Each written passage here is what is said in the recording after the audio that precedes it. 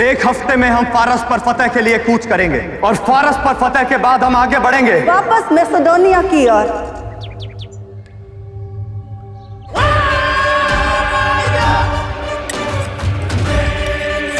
फारस पर फतेह पाकर भी तुम दुनिया के सबसे बड़े शहंशाह कहलाओगे और मैसेडोनिया दुनिया की सबसे बड़ी हुकूमत।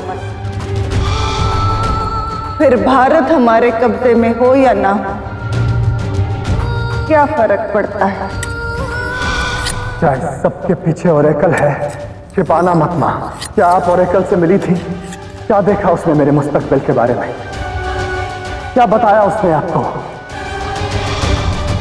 उन्होंने कहा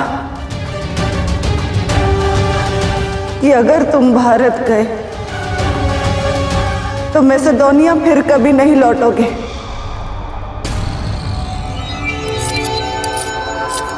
अब मैं तुम्हारे मुंह से सुनना चाहता हूं, क्या है मेरा मुस्तकबिल? क्या भारत जाकर मुझे मात मिलेगी? कोई है जो अलेक्जेंडर को शिकस्त देगा? तुम नाकाबिले शिकस्त हो अलेक्जेंडर। मैं अब भी कहूंगी, तुम्हें कोई नहीं हरा सकता। तुम्हारा मुकद्दर भारत ही है।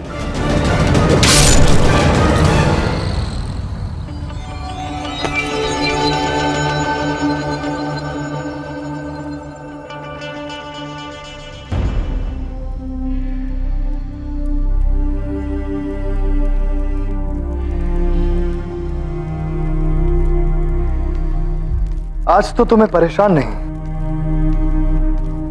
खुश होना चाहिए फेस्टियन।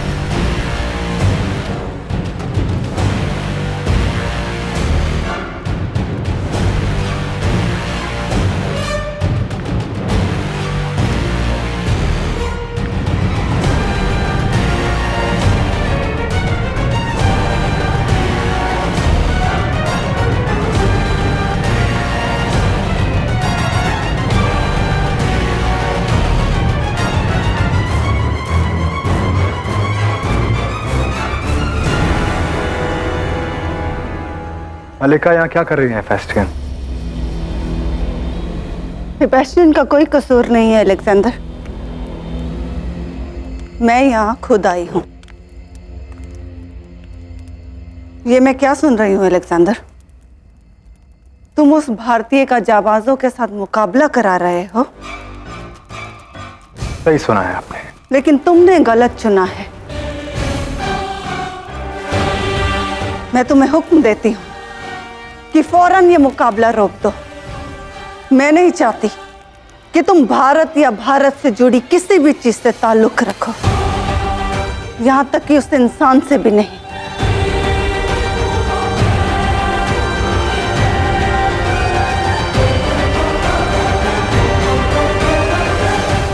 अगर आपकी जगह कोई और होता तो यह सलाह मुझे इतनी चुभती नहीं मां। मगर आप ऐसा कह रही हैं, ये जानने के बाद भी कि एक बार अलेक्जेंडर अगर अपने कदम आगे बढ़ाता है तो फिर अपने कदम कभी रोकता नहीं है।